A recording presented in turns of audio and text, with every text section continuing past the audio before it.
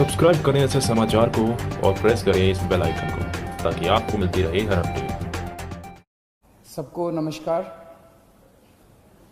दोस्तों, दिल्ली में कोरोना काफ़ी फैला हुआ है और जनता के साथ मिलके, केंद्र सरकार के साथ मिलके हम इसे काबू करने की पूरी कोशिश कर रहे हैं एक तरफ, और दूसरी तरफ जिन लोगों को कोरोना हो जाए उनके इलाज की समुचित व्यवस्था करने की कोशिश कर रहे हैं।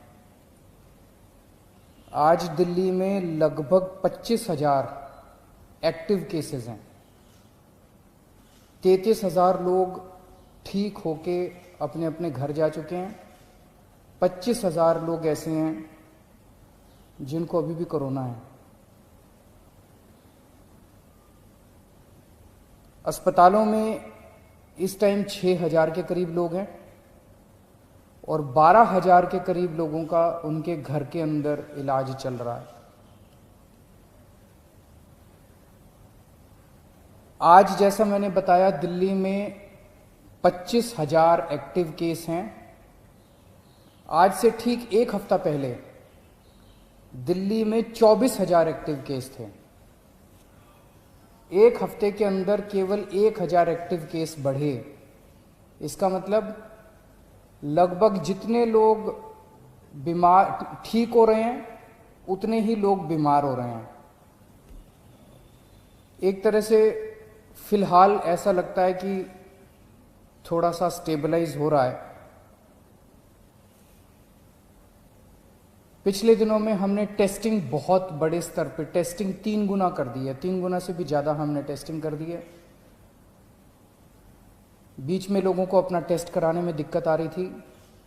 मैं समझता हूं कि अब आपको टेस्ट कराने में दिक्कत नहीं आ रही होगी। पहले लगभग 5,000 टेस्ट डेली किए जाते थे, अब डेली 18,000 के करीब टेस्ट डेली हो रहे हैं। बीच में कुछ लैब्स ने गड़बड़ी करने की कोशिश की थी। उन लैब्स के खिलाफ हमने एक्शन लिया, क्योंकि गलत काम तो किसी को नहीं करने दिया जा सकता। कुछ लैब्स ऐसी थी जो कि नेगेटिव होने के बावजूद भी पॉजिटिव दिखा रही थी जब उनकी चेकिंग की गई।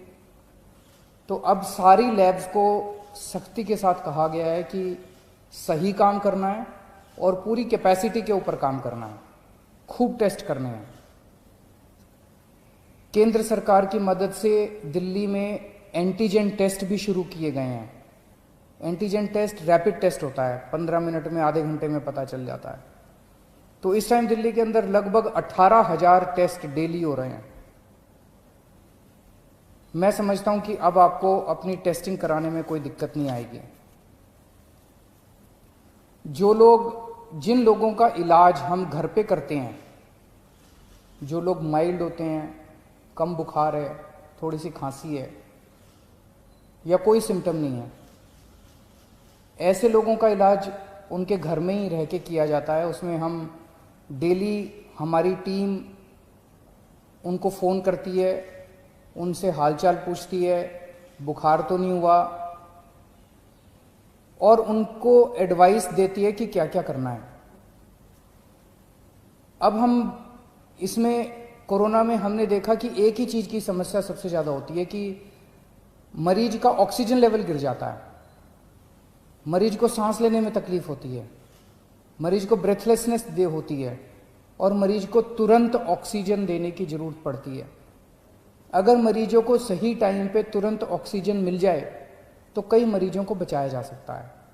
तो इसके लिए अब हमने क्या किया है कि जितने अब होम क्वारंटाइन के केसेस होंगे, होम आइसोलेशन के, दिल्ली सरकार हर होम आइसोलेशन वाले केस को एक ऑक्सी पल्स मीटर देगी। आप उस पल्स मीटर को अपने घर रखिए, जब आप ठीक हो जाएं सरकार को वापस कर दीजिए 10 दिन के बाद। उस पल्स मीटर से आप हर घंटे में, 2 घंटे में आप अपनी ऑक्सीजन नापते रहिए। अगर आपकी ऑक्सीजन कम होती है, हम आपको एक फ़ोन नंबर दे देंगे, उस पर फ़ोन कर दीजिएगा। हर डिस्ट्रिक्ट में हम ऑक्सीजन के कॉन्सेंट्रेटर रख रहे हैं।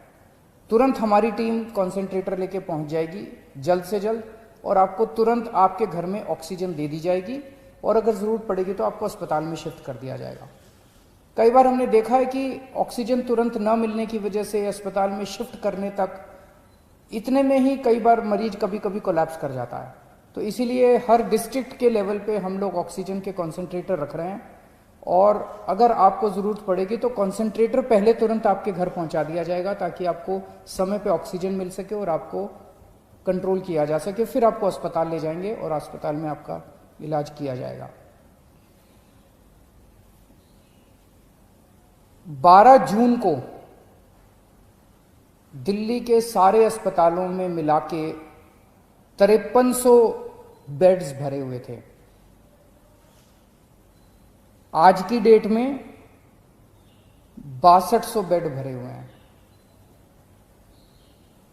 तो लगभग 10 दिन में केवल 900 बेड भरे। इन 10 दिनों में 23,000 नए मरीज आए। 23,000 नए मरीजों में से केवल 900 बेड्स की जरूरत पड़ी, एक्स्ट्रा बेड्स की जरूरत पड़ी। इसके दो मायने हैं। एक तो ये कि जितने लोग अस्पताल में एडमिशन ले रहे हैं उतने ही लोग लगभग ठीक होकर घर भी जा रहे हैं, और दूसरा ये कि जितने नए केस आ रहे हैं इनमें सीरियस केस बहुत कम है। माइल्ड केस और एसिम्टोमेटिक केस ज़्यादा हैं जिनका हम घर पे इलाज कर रहे हैं। सीरियस केस बहुत कम है जिनको अस्पतालों की जरूरत पड़ रही है।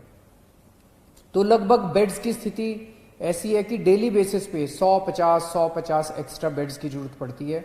उतने बड़े स्केल के ऊपर बेड्स की फिलहाल जरूरत नहीं पड़ रही है, लेकिन फिर भी हम हाथ पे हाथ रखे नहीं बैठे। मुझे बेहद खुशी है कि आज की डेट में एक तरफ जहां 6200 बेड ऑक्यूपाइड हैं, 7000 बेड खाली हैं। बीच में थोड़ी सी बेड की मारामारी हुई थी, लेकिन हमने युद्ध स्तर के ऊपर सारे अस्पतालों से बात करके सरकारी अस्पतालों में, प्राइवेट अस्पतालों में आपके लिए बेड्स का इंतजाम किया है। आज की डेट में 7000 बेड्स खाली हैं। इस दौरान हमें केंद्र सरकार से काफ़ी सहयोग मिल रहा है। दिल्ली सरकार और केंद्र सरकार मिलके दिल्ली में कोरोना को काबू पाने की कोशिश कर रही हैं। ये समय राजनीति करने का नहीं है, ये समय आपस में लड़ाई झगड़े का नहीं है। अगर हम आपस में लड़ेंगे तो कोरोना जीत जाएगा, और अगर हम मिलके लड़ेंगे कोरोना से तो कोरोना को हरा सकते हैं। आज पूरा देश चाइना के खिलाफ 2 युद्ध लड़ रहा है। एक चाइना के द्वारा भेजे गए वायरस के खिलाफ, और दूसरा चाइना के खिलाफ बॉर्डर के ऊपर युद्ध लड़ रहा है। वायरस के खिलाफ हमारे डॉक्टर, हमारे नर्स, ये सब युद्ध लड़ रहे हैं, और बॉर्डर के ऊपर हमारे सैनिक युद्ध लड़ रहे हैं।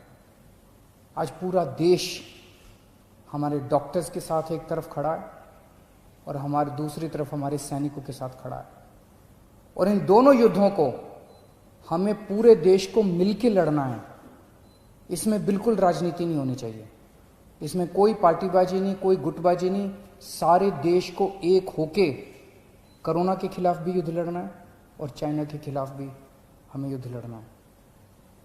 हमारे 20 जवान पीछे नहीं हटे, हम पूरे देश भी पीछे नहीं हटने वाला। जब तक हम जीत नहीं जाएंगे तब तक देश पीछे नहीं हटेगा। जय हिंद।